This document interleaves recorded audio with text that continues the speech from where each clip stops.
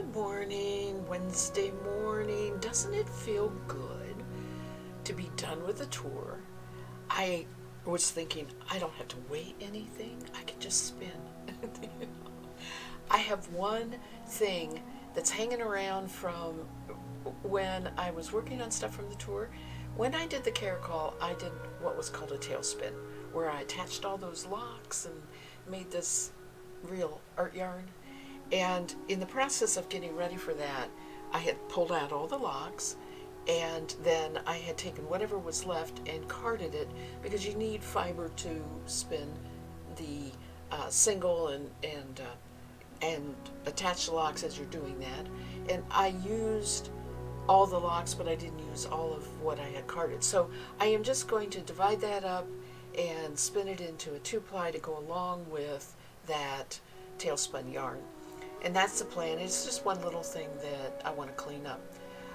I am going to be adamant about having this as a very short stream because I'm having a flare-up of muscle spasms on my knee.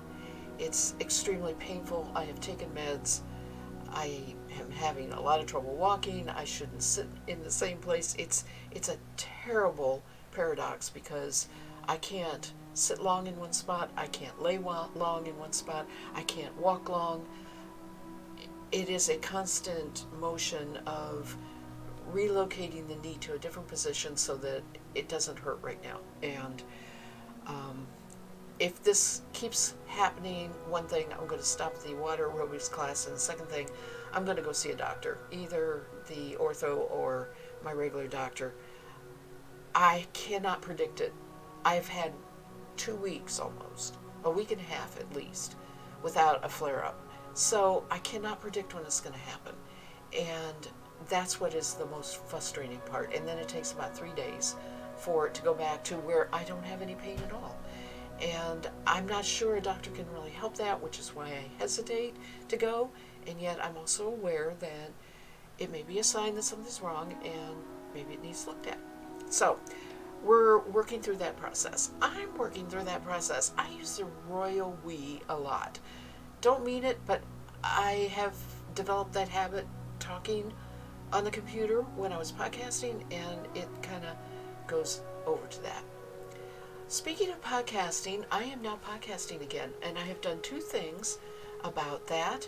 One, I've changed the format. They are going to be more frequent, probably 2 times a week, talking specifically about what I'm working with on the fiber, because I am working with fiber almost every day. The second thing is they won't be so strenuously teaching podcasts.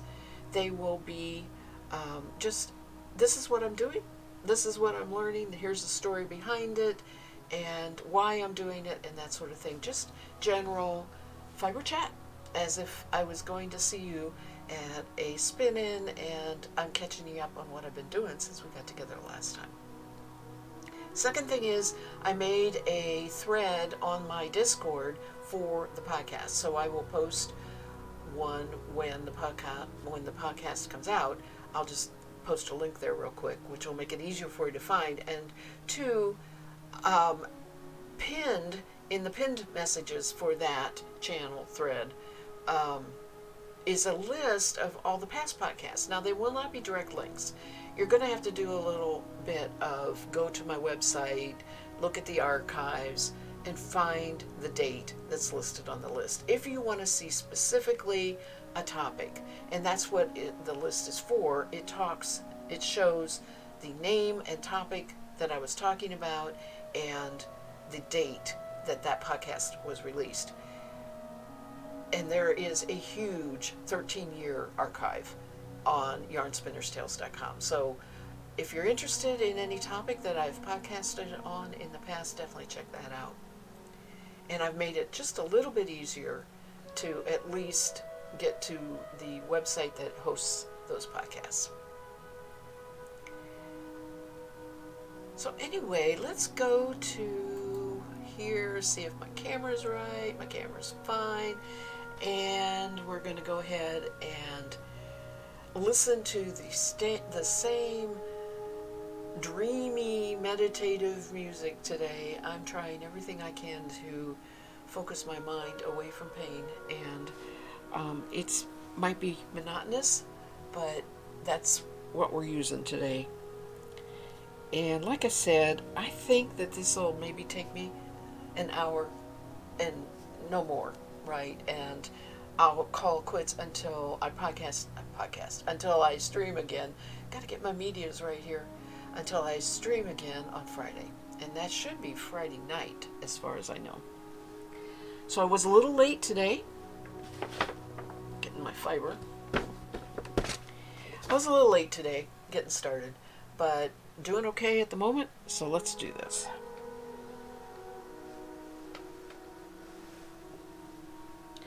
As you can see, oh, there's one little lock hanging, hanging around. I won't, oh, two of them. I won't put those in. I missed two in my thing, but I do have fiber saved, with the breed study file for this. Oh, there's the third one. They're everywhere. Okay. So I have a partial. Okay, first of all, about carding the bats. Caracal has lots of. It isn't like a dual coated where you have a Taugenthal, but it has a lot of the thicker. Right there. See that on the tips, and some thinner down here on the bottom, right next to the where they cut it. And when you combine the two of those, in other words, I just pick these apart and put it on the drum card to drum card, what you get is a combination, of course, of those thick and thin. And it is very difficult to get a thick compacted bat. This filled up the drum carder as far as my depth, right? But that's because there's so much length to the locks and everything. And as you can see, it's just not gonna roll up, store well. It is super thin. It spins fine though. And it's a nice way to spin it because it does combine both of those types of fiber from the locks into something that spins really nice. And I know that because I was spinning this with the tailspun yarn. So it looks like I should weigh this. Now this one ended up a little bit thicker, but not as wide. I was experimenting a little bit with the bats as far as what would be better, and I wasn't going over the whole width of the drum carder. These are two small ones from when I was spinning. This seems to be entire. So let's see what I've got here weight-wise and see if I can get it divided in half pretty good.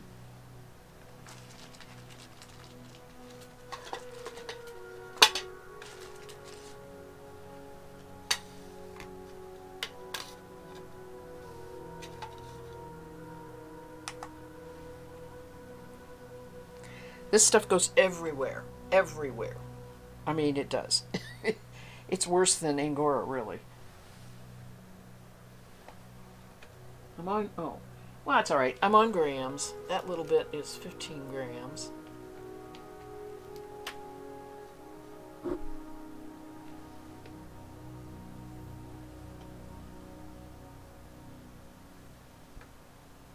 Nice thing about this is you can really fold it up nice and small and get it weighed. That's 18.8 grams.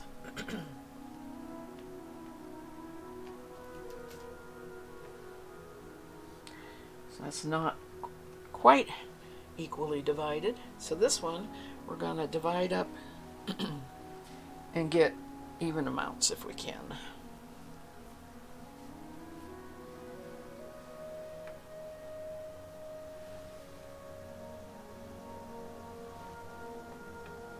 So that's 15.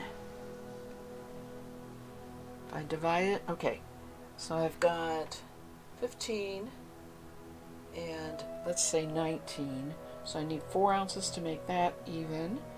If I take 4, I'll have 11 left. So let's just start doing chunks here.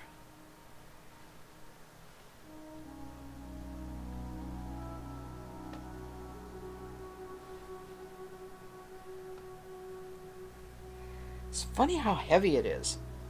Really. That thicker that thicker fiber has weight to it.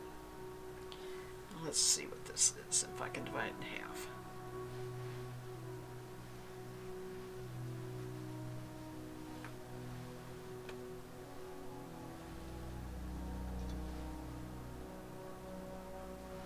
Not quite 12. 11.7.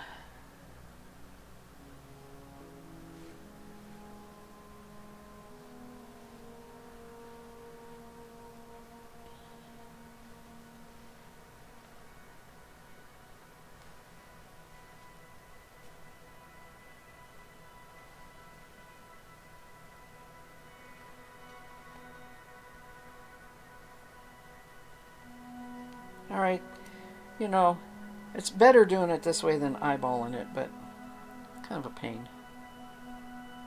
And it still doesn't mean my bobbins will come out even. But more likely. Alright.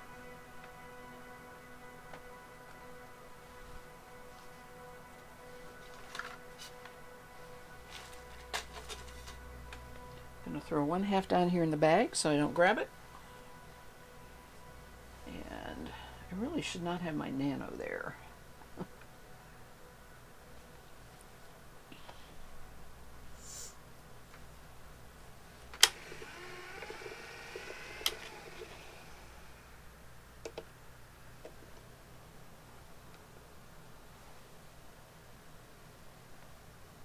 There's no drafting to this at all, so don't have to pre-draft.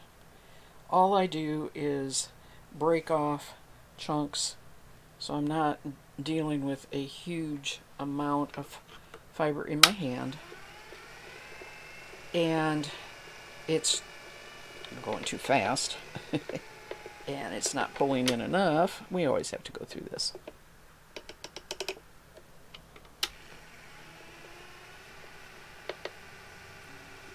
But really, I want to spin a worsted because I don't want the twist spinning down into the fiber supply. So I am spinning worsted, even though it's a bat and it's not top. I am not allowing the twist to enter the fiber supply at all, which means that's worsted. I have caracal on my mic. Oh, speaking of mic, my apologies. Oh my gosh. I had it on, but I didn't have it up near my mouth.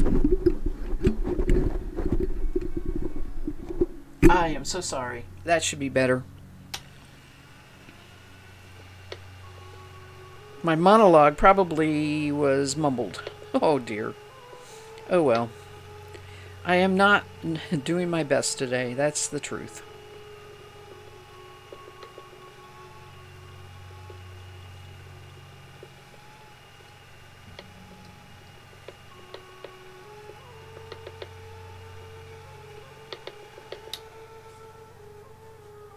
And I'm just going to make a 2-ply and 2-ply this.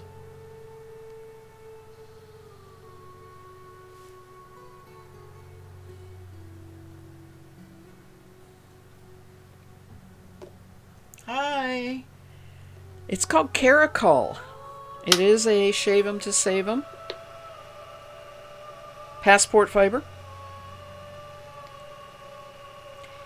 And earlier during the tour, I did a lot with the fiber to make tailspun yarn where the locks were attached to the yarn. You might have caught that or not, but I have leftover fiber, so I am just spinning that up today.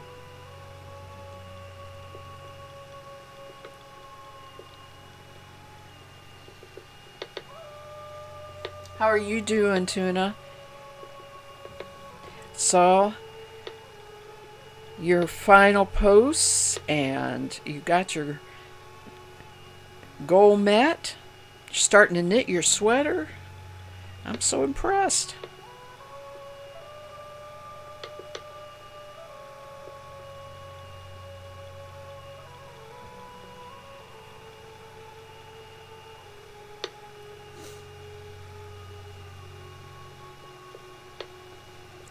This fiber it's a long wool to begin with. It is not soft, but it's very slick, very slippery.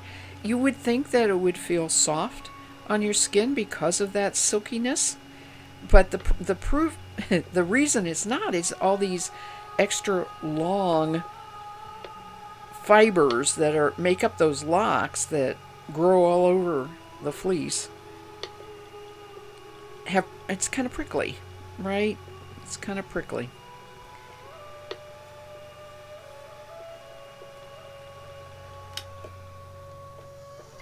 Tunis Basil says, "Oh yes, I worked with Caracol Jacob for your Terry fleece. You had a white one, or it may have been more. Oh, I see. It was a breed together. What an interesting breed. Did somebody jump the fence on that one? You know, wasn't that planned? But anyway, that's an interesting blend." Tuna says, "I'm doing well. Yes, I'll be lurking for a little bit while you wind this center pole ball." Okay. Good morning, Dan.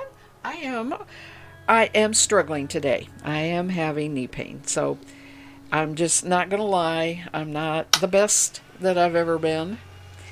And it's unfortunate because I really can't stand not being able to do what I normally like to do.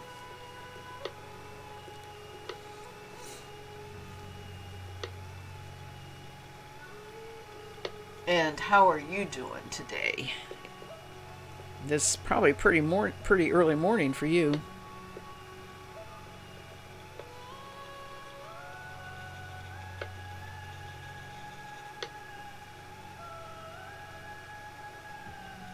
She said it on the Jacob Caracol. It was a really bizarre fleece to work with. 4 different sheep in one fleece. Yeah. What were the other 2? Was this the one that... No, you weren't the one making the... You said, "Why is my yarn all fuzzy?" Was it that one? Anyway, probably not. I think that was somebody else.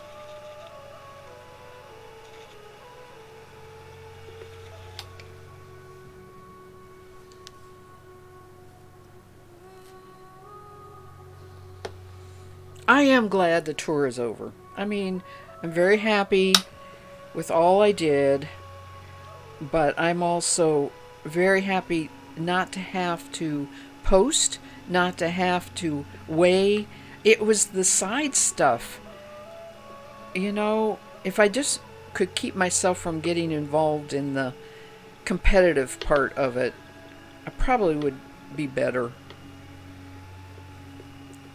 But once I get the notion to do the sweater spin, or spin every day and post it or something like that, then of course I'm going to do it, right? That's the way I am.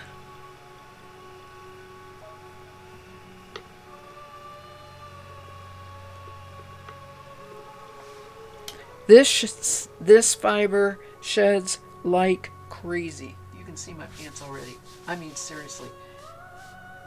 Dan says, "I'm feeling good. Very euphoric because I be glad I had my head shaved yesterday." Oh, yeah, that's cool. That's really cool. I heard you thinking about doing it, so you did it.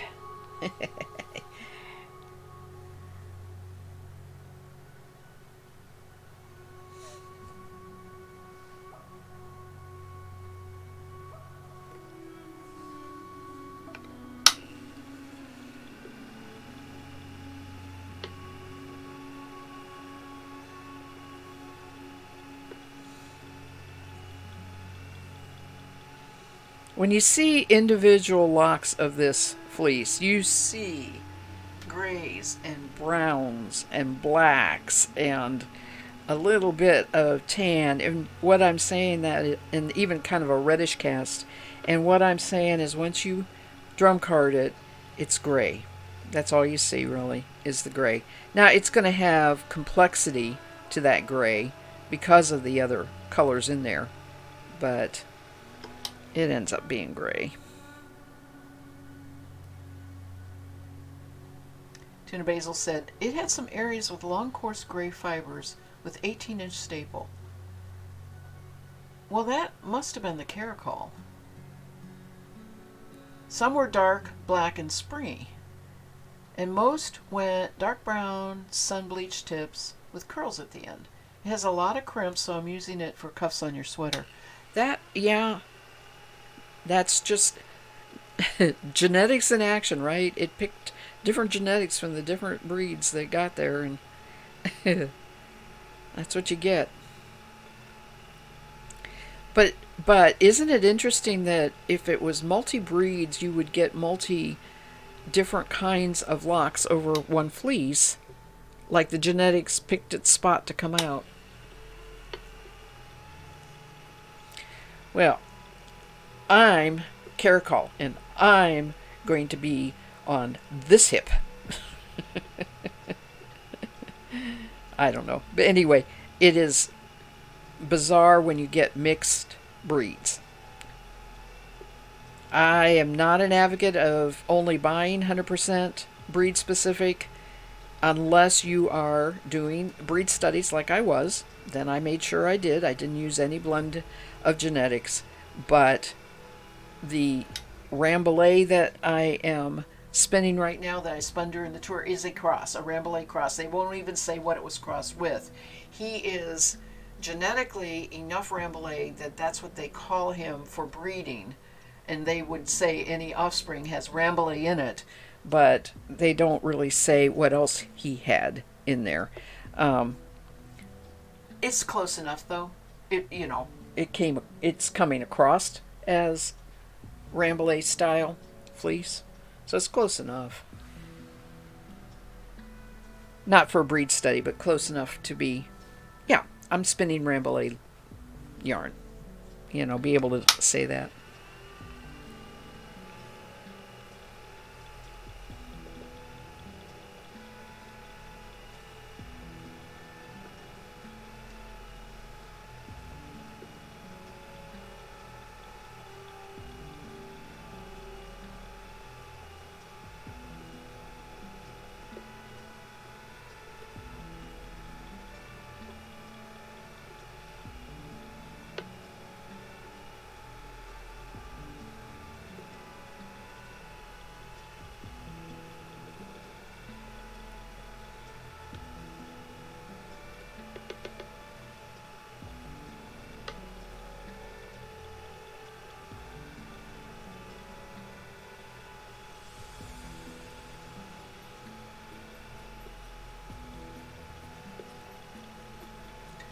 Tomato says, I thought it turned out quite neat. Almost all my fleeces I've worked with are crosses. This Caracol Jacob is the strangest for sure. And, it's really cool that you can pick, okay, I'm going to take this yarn that's real springy and put it where I want that elastic. In the cuffs, maybe the end band or, waistband. Do you have a specific pattern? Or are you just making a generic sweater? I have been looking, at patterns and stuff, and I know that the CVM is not enough for a sweater for me. Even knitting bulky, and I have a really good patterns little book that they sell featuring their bulky yarns, wool yarn, and they have cardigan patterns in there. It's exactly the right wraps per inch and everything, but even following one of those patterns, I still don't have enough. I am going to dig into my hand spun stash. I know I have spun other wool fibers and find something that'll go with it to add to it. Hopefully I won't have to spin something again new. I don't think I have any fiber. I'm pretty sure I don't have any more CMV fiber anywhere. I don't think I've bought any other fleeces.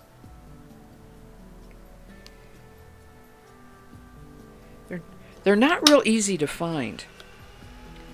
The CVM.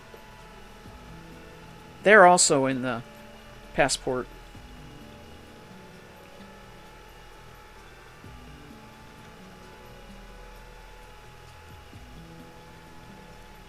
You have a pattern that you're working on. It's the Icelandic. Yes, I remember now. I remember. Sorry, my senior moment. I do remember now. Traditional knit, Icelandic. One of the things I did Monday was clean out all around my drum carter. It had various bags and it has a box, and I knew that there's more processing to do. There's always more processing to do, but I was a little unclear what order I wanted to do it. And the reason is because I use my drum carter on a workmate. That's what it gets clamped to. And then the big combs that I like to use also gets clamped on there, but the drum carter has to get out of the way, right? I can only do one or the other. So I have to sort of plan which I'm going to do. And I found two more washed fleeces that I want to drum card into bats. One of it is the Icelandic, but it has no, it's thell only. It has no tog in it. I removed the tog and I'm going to leave the tog out. So I am going to drum card those into bats to spin. It's a white and I don't have really any idea what to do. I originally thought I would try and spin the whole thing as a Lopi style single, and I have decided against it. I have decided to go the other way and see if I can go really thin for something lacy, like a shawl or something like that.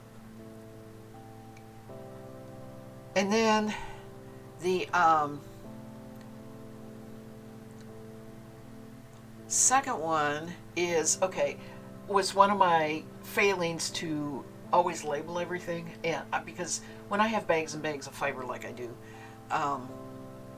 if I don't, I just don't automatically recognize some stuff. And some of it has been around from previous projects that I was doing for the podcast or whatever, and then I set it aside and never finished it because I was going on for the next podcast, and that was all before I was streaming. And so I'm working on cleaning that up too. This was like 8 already drum carded bats, but they're very squished. They've been stored and they need refluffed, but I have no idea the breed. I really don't. I think it may be Tunis, but it looks awfully white for Tunis. Tunis that I've had hasn't been that white, but it may be because I got Tunis from a gentleman who is raising them in Puerto Rico. When I was reviewing the Tunis breed, he wanted me to review it, and it might be those. It might be those. I just don't believe that I didn't put a, I spun some of it to review it and then didn't spin the rest, and I never put anything in that bag. I love the idea to make any kind of lacy shawl. I love shawls and I love knitting lace. It is, I have a number of commercial ones started that need to be finished. That is my biggest problem, is I never finish them. I have to focus, and a lot of times the knitting time, the TV is on because hubby's watching it, and the few times I actually finish shawls, I remember telling him, you have to leave the room now. We have 2 TVs, go watch TV somewhere else so I can focus, because I don't knit intuitive lace knitting. I'm following patterns, big patterns, so that's why I'm slow on it.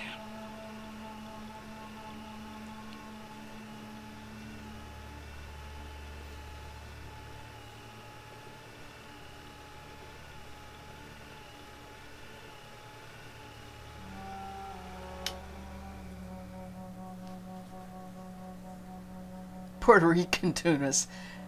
I run into the really, really interesting things because of the podcast. People listen to it all over, and because my email is publicized on the website and it's very easy to find, and they contact me, and say, I heard this podcast. I'm doing this, all sorts of things like that. Some things I do, some things I don't, but he was like, I'm going to send you some. I said, fine, go ahead. It's very hard to find wool on Puerto Rico. That is not an industry. It's not intuitive to grow wool where the climate is so hot you would never wear anything with it. So, but evidently there can be the correct kind of grazing for them. And Tunis is a breed I learned from when I reviewed it that is very parasite resistant and very hardy. They lamb easily, so they're not like prima donnas where you got to really take care of them and watch, and they can do well. And if they're in climate that is not super cold, they really need protection from the sun more than anything, and that's it. So it doesn't sound so strange when you talk about it that way.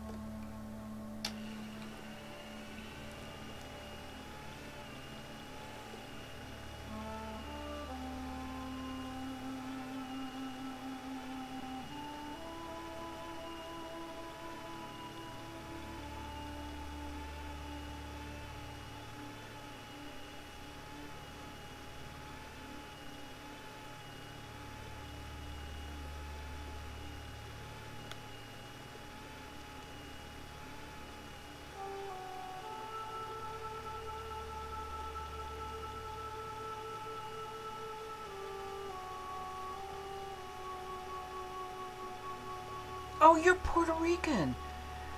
I would love to support them. I've been wanting to buy some tunas anyway, but I think you said it was a few years ago, so I don't remember. It was actually in, um, it actually was only in 2020. More what I was saying is, in general, projects got set aside. I believe this was in 2020. Um, you're on my Discord. I'll private. Can I private message you in Discord? Does that sound alright? And I'll send you an email contact. He is not selling it as processed fiber. You're going to get it raw, okay? But I'm sure if you mention the whole thing about, hearing about it and interested in trying it and that sort of thing, if he's still doing it, I'm sure he'd send you some. Okay, that's what we'll do. That is cool. He himself lives in Florida, but his mailing address is in Florida.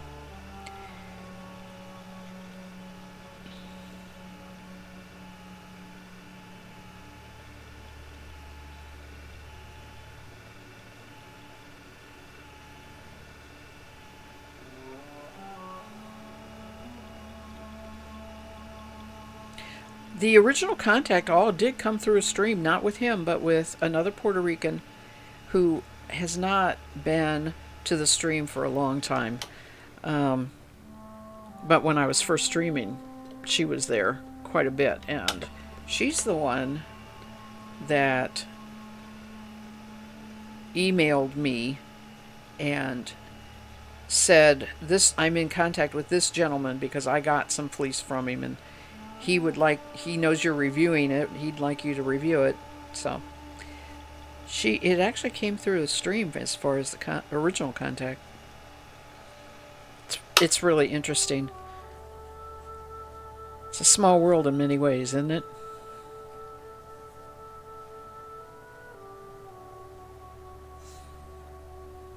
Yeah, it was easy to process as far if you have a drum carder or that sort of thing. It's not real big locks, you know, so it cards well.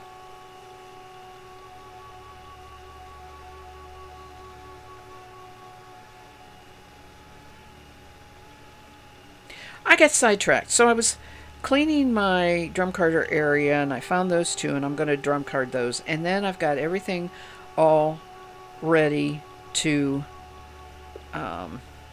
comb, and that's a box full. I got a lot of combing to do. So there is going to be some very interesting different varieties of things show up on the stream between now probably and the end of the year as I work through getting some of this stuff processed.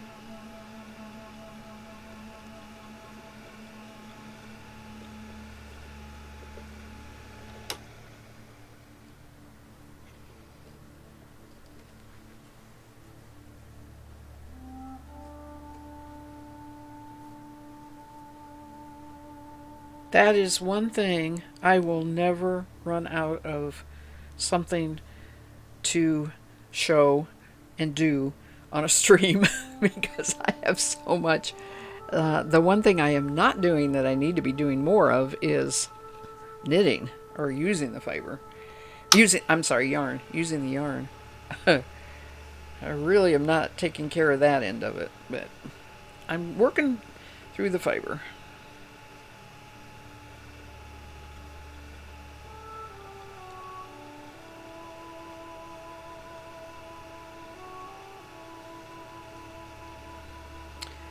Spinning this carded caracal is almost like spinning from what they call clouds. The bats. Clouds are just really puffed up balls of fiber. You don't see them very often at all. They're not something that is commonly produced, and certainly not commercial. It's going to be produced by a private fiber vendor, and I have seen them every once in a while.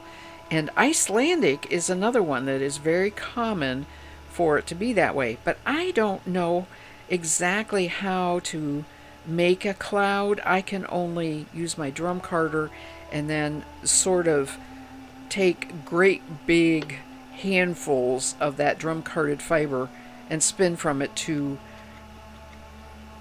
spin a lot like what a cloud would do. It's still, there is no difference in the resulting single. You're still either going to spin worsted or woolen, right? You're either going to get a very tightly thin spun yarn, or you're going to get very, loosely spun, larger, thicker woolen yarn, depending on how you spin it. But it's more like you have more messed up fiber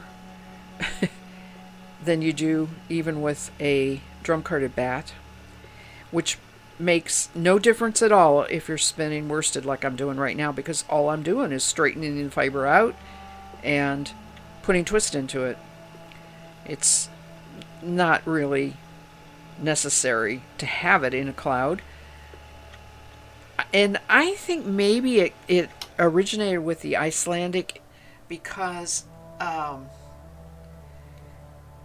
what you do when you have a Icelandic with a dual coat, you pull that tog off and you fluff up, right, what's left, and you set it aside, and you just keep doing that. And then eventually you just take your bigger ball and kind of fluff it up with your hands a little bit more. I really think that's how the Icelandic or the cloud concept came about, because you're just piling up the thell and it really is a style of fiber prep for a dual coated breed like the Icelandic. Well, my Icelandic that I am going to drum cart is already completely separated from the tog. I have no idea what I'm going to use the tog for. I may do a real loose bat and a real loose woolen spun and um, Lopi style, but just knit them into scrubbies. That's what I tend to do with the really, really coarse yarn is knit them into scrubbies for cleaning sinks and that sort of thing. It works good because they just, you can make them whatever size you want, and they just felt down to a really nice thick pad. And eventually they wear through just like anything you buy in the store, you know, for cleaning, and you throw it away.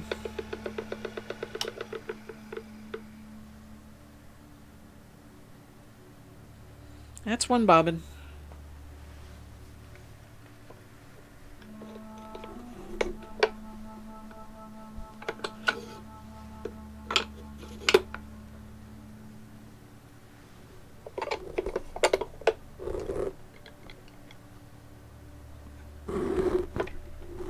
I'm not going to apply this today. I am going to let it sit. Oh, you're welcome. Um, it's like I said, I don't think it's a really common type of fiber prep anyway, so most people don't even talk about it or anything, really. There may be some historical precedents to it, you know, that we could find if we did some historical research. Uh-oh. Hang on.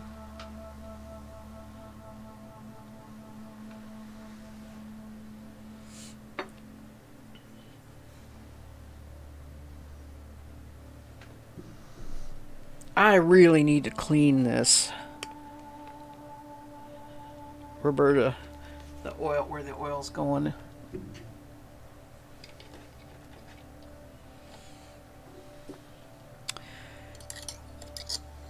I just don't ever think to do it until I'm already spinning.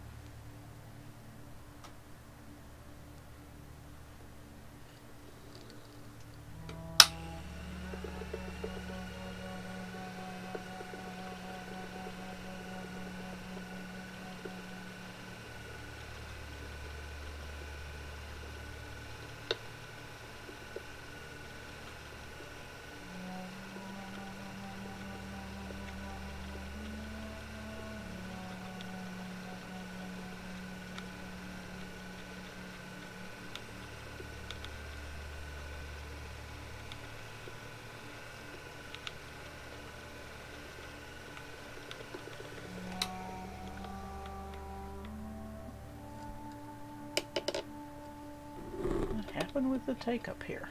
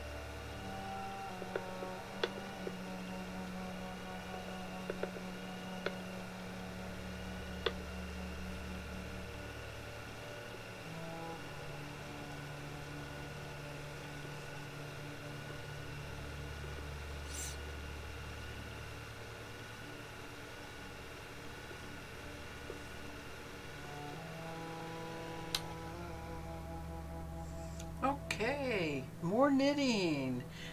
Center pole ball done.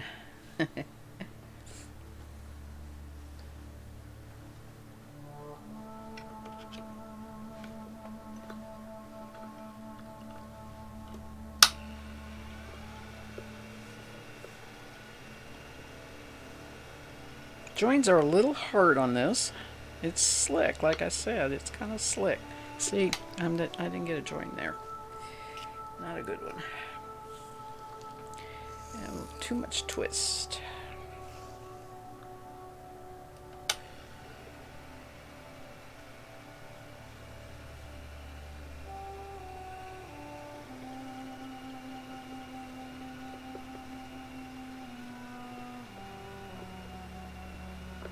I'm trying to go fast because I'm in a hurry, and it's not working. Can't go fast.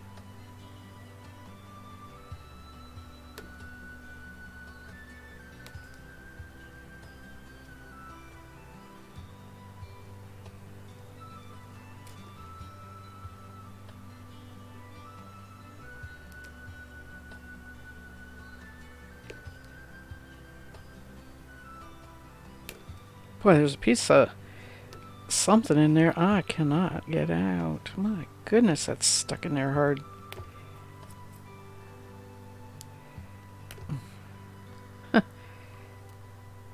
Okay, that's weird.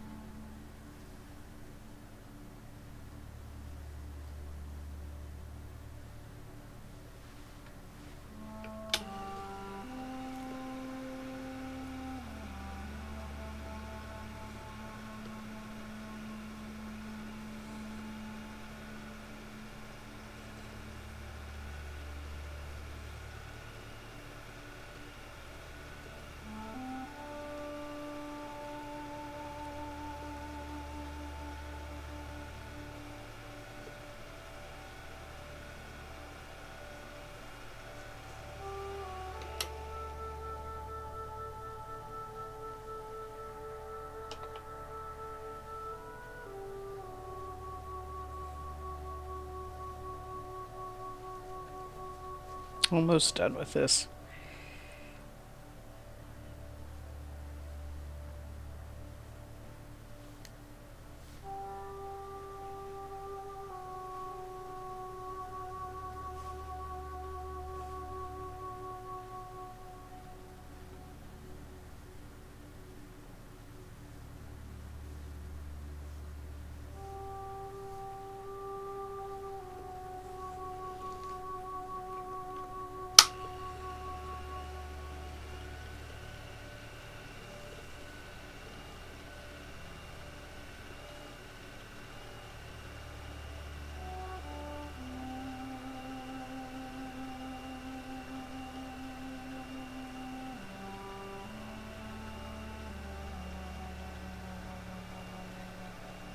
It almost looks like cellulose fiber on the camera. You mean like what you stuffing or stuff toys and stuff with?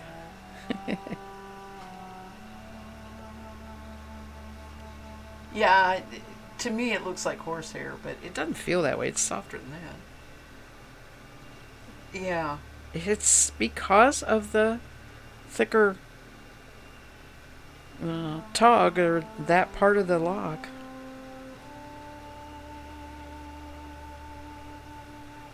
Or really, really fine stuff that's cottony, but when you have it blended together, you don't see that stuff.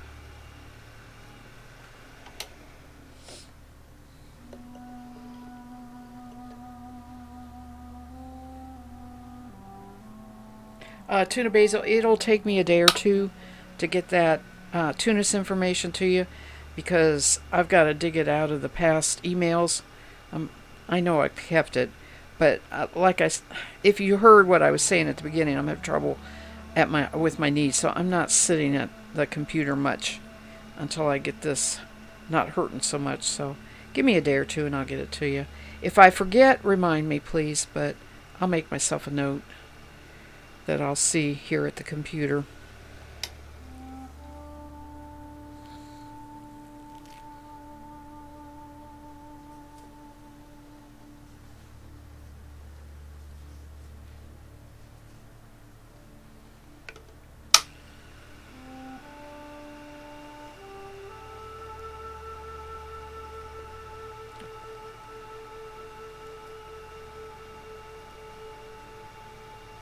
Some sort of plant fiber. Oh, I haven't spun much. Truly, I haven't spun much linen or anything like that. Yeah, you're right. Now I know what you mean.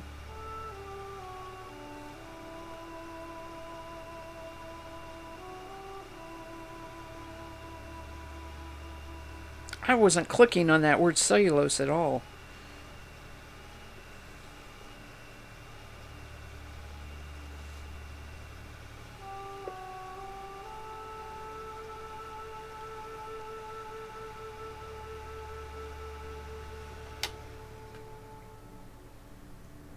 Yeah. The most frustrating part about the pain is I don't know what I do to set it off. I have a couple week stretch of good, really, really good, and I'm thinking that's it. I'm really on the mend, and then I wake up with it. Can't hardly walk. No idea. And the hardest part is I can't stay in the same position very long. I have to keep changing. Walk a little bit, stand a little bit, sit a little bit.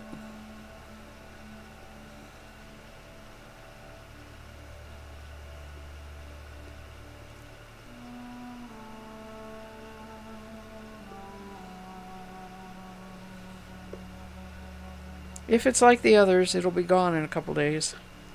It just has to.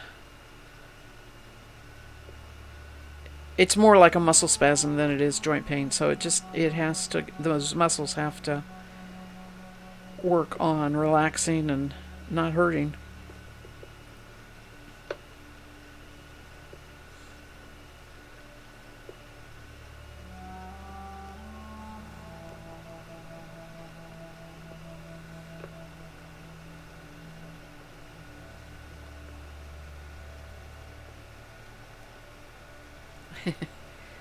Yeah, not being able to just sit and do something.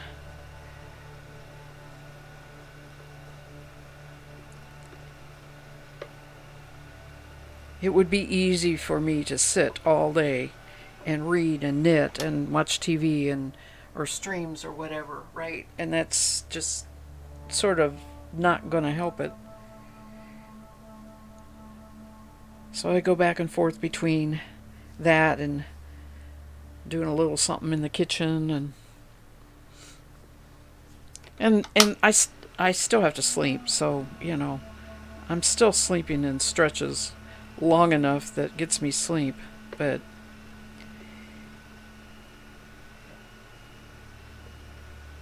all right, this is it.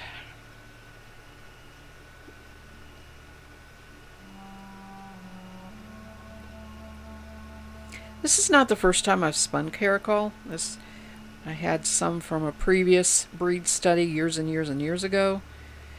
Hasn't changed much though, except for the color. The what I had before I think was a darker gray.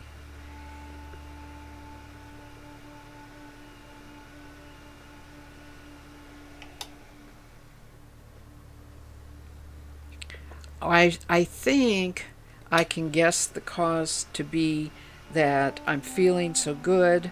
I do too much, right? I overdo. I really think that's probably what it is. But I never know that I'm doing that when I'm doing it. That's harder, yeah. It's like, shoot. I got so much done on Monday and Tuesday. Now I'm not going to do anything for a while. I usually try to be better pacing myself, but I goofed, I guess. I didn't this time. Another empty bag. Yay! And a desperate need for brushing. Oh my goodness. So I'm going to call it a day for today. I'll be back Friday evening, I think. That's the plan anyway. And it's been great talking to you all. Thank you for putting up with my whining. I'll try not to do it too much, but it is very, very frustrating. And I don't like the fact that I've got to cut this stream short because I got to get up and walk now. So I will see you later. I'm not going to try and raid anybody. You all take care and have a good week. Bye.